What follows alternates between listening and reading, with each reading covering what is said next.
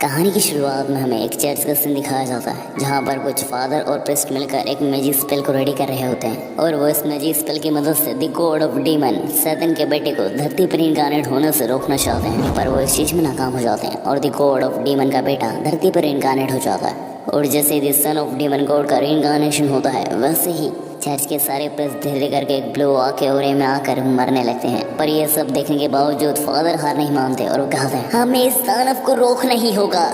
पर आखिर में खुद फादर ही इस आग की चपेटे में आकर तड़प तड़प के मरते हुए कहते हैं तो ये है power the son of demon God की।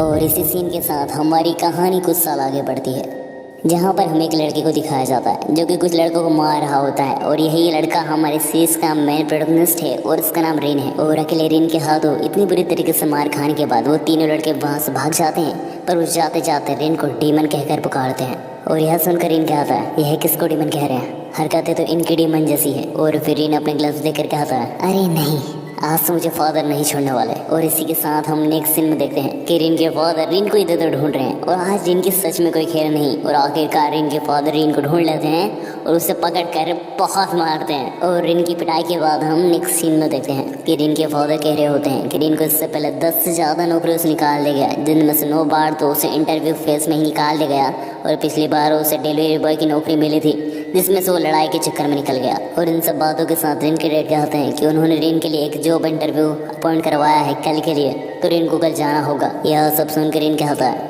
कि इन सब का कोई फायदा नहीं है, रिन की किस्मत उसे कोई जॉब पे टिकी नहीं रहने देगी। यह सुनकर इनके डैड कहता है तो अच्छा ठीक है, तुम हमारे ही चर्च में नेक्स्ट प्रीस्ट बन जाओ, मेरी जगह अगले फादर बन जाओ। और यह सुनकर रिन कहता है यही एकमात्र जॉब है जिस पर रिन को कोई निकालेगा तो नहीं, पर रिन ये खुद ये जॉब नहीं करना चाहता। और रिन के डैड के इन्हीं आर्ग्यूमेंट के बीच में वहाँ रिन का छोटा भाई आ जाता है और हमें वह बताया जाता है कि रिन का छोटा भाई रिन का पूरा अपोजिट है।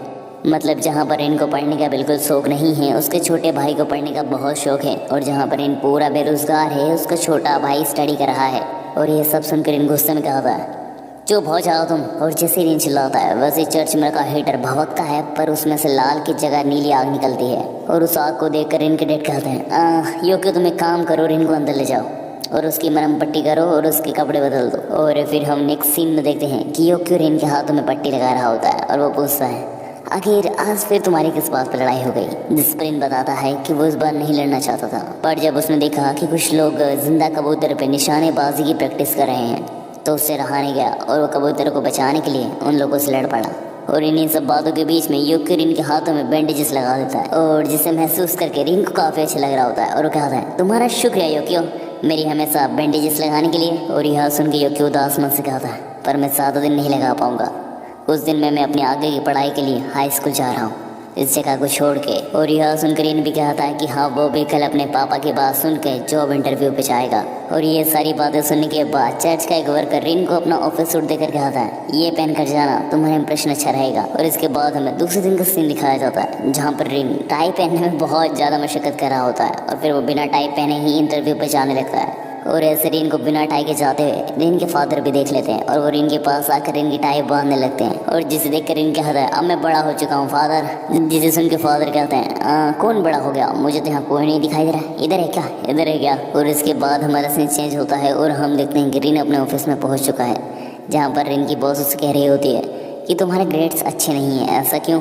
जिस पर रिन कहता है कि उसे स्टडी में कोई खास दिलचस्पी नहीं थी। और इसी के साथ नेक्स्ट सीन में रिन की बॉस उसे काम बताती है और कहती है ये सारे बॉक्स को आज ही बाहर ट्रांसफर करो। और यह सुनकर रिन अपने काम पर लग जाता है जहाँ पर रिन अपनी फिजिकल स्ट्रेंथ की वजह से एक ही बार में बहुत सारे बॉक्स उठा लेता है, जिसे देखकर वहाँ के सारे लोगों की आंखें फटी की फटी रह जाती हैं। और इन सब के बाद रिन को इतनी तेजी से काम करता हुआ देखकर रिन की बॉस उसे चेक करने आती हैं तो वो ध्यान देती है कि रिन ने जस्ट कुछ ही समय में बहुत सारा काम कर दिया है। और आखिर में बस रिन को एक ही बॉक्स रखना होता है कि तभी रिन का पैर फिसल जाता है और गलती से बॉक्स लेडी बॉस के ऊपर गिर जाता है। और इसके बाद भी रिन से काफ़ी सारी गलतियां होती हैं जिसकी वजह से रिन की बॉस उसे बहुत डांटती हैं। और फिर रिन इतनी सारी गलतियां करने के बाद एक जगह हताश बैठा हुआ होता है और वो सोच रहा होता है कि ये जॉब तो उसके हाथ से गई। पर तभी वहाँ पर एक लेडी आती है और वो रिन को नूडल देते हुए कहती हैं हताश मत हो बेटा, ये नूडल खा लो। और फिर रिन उठता है और नूडल टेस्ट करके मन में कहता है अरे नहीं, ये नूडल तो काफ़ी अजीब है। अगर उन्होंने ऐसे नूडल बेचे तो कौन खरीदेगा इनको। और फिर इन उन लेडीज से पूछता है क्या वो उनकी नूडल बेचने में मदद कर सकता है।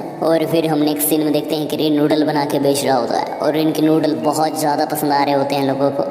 और वहाँ पे बहुत सारी भीड़ लगी होती है रिन की नूडल खाने के लिए। और इतनी सारी भीड़ देख के बॉस भी रिन की नूडल टेस्ट करती हैं और उन्हें भी रिन का नूडल काफ़ी पसंद आता है। और बॉस जाते जाते रिन को एक मीटिंग के बारे में बताती है, जिसे सुन के वहाँ पे खड़ी एक लेडी कहती है, रिन कॉन्ग्रेचुलेशन, तुम्हारी जॉब लग गई। और यह सुन के रिन के मुँह पे एक अलग सी खुशी झलक जाती है। और इसके बाद हमें नेक्स्ट सीन में इवनिंग का सीन दिखाया जाता है, जहाँ पर यू अपने घर पे फ़ोन लगाकर बता देता है कि उसकी जॉब लग चुकी है। और यह सुन के चर्च वाले सारे लोग बहुत खुश होते हैं। और यह सुन के रिन के डैड कहते हैं, इसी खुशी में सुखियों में तो तुम जल्दी घर जाना। और यह सुन के रिन भी काफ़ी एक्साइटेड होता है और रिन इस एक्साइटमेंट के साथ फ़ोन बूथ से बाहर निकलता है। और तभी वो देखता है कि एक लड़की एक मफलर के पीछे भाग रही होती है।